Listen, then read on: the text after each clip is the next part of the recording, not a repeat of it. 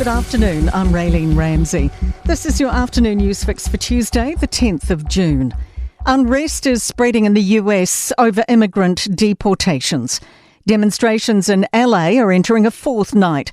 A major protest is mobilising in Dallas, and marches have been forming in cities stretching from Florida to Massachusetts. Donald Trump sending in hundreds of US Marines and has now ordered 4,000 National Guard troops to deploy to California. Its Attorney General says Trump's trampling on the state's sovereignty. Major General Randy Manner says it's extremely rare to see Marines deployed on US soil. Active duty soldiers receive no training on working with Americans. It's not the same whatsoever about dealing in a combat situation. There's hope a lift in teacher numbers will endure. The teaching workforce has risen a record 2.5% in a year. First-time domestic enrolments rose 6.3%, the highest entry rate in 15 years. Auckland's May Road School Principal Linda Stewart remembers increases like this before. When the economy's in sort of a pretty uncertain way, people facing unemployment or maybe insecure employment often see teaching as a more stable option. An economist says Kiwis are trading away city living and traffic for comfort and affordability. Stats NZ census data shows more than 135,000 people quit Auckland between 2018 and 23, and the pattern's similar for Wellington and Christchurch.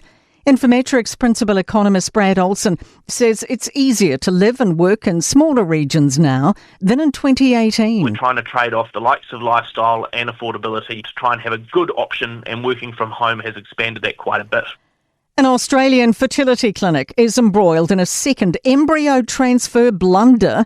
Courtney Winter reports. Monash IVF has confirmed a patient's own embryo was incorrectly transferred to them instead of their partner's last week. It's just months after a bungle at its Brisbane site resulted in a woman giving birth to a baby not genetically hers. The company's apologised to the couple. It's investigating and will add verification processes and patient confirmation safeguards. Big demand for buying businesses. ABC Business Sales says it completed a record 410 sales in the year ending March. Head Chris Small says buyers are mostly migrants from China, India and the Philippines, typically purchasing in the same sectors. Hospitality 30%, retail 18%, services 15%. So that's over 50% from those three sectors. And positive signs for snow sports junkies as colder weather blesses ski fields across the country. NZ Ski CEO Paul Anderson says Queenstown's Coronet Peak and the Remarkables are looking great. And the snow forecast is also looking good further north at Mount Ruapehu, where they hope to be fully operational in a couple of weeks.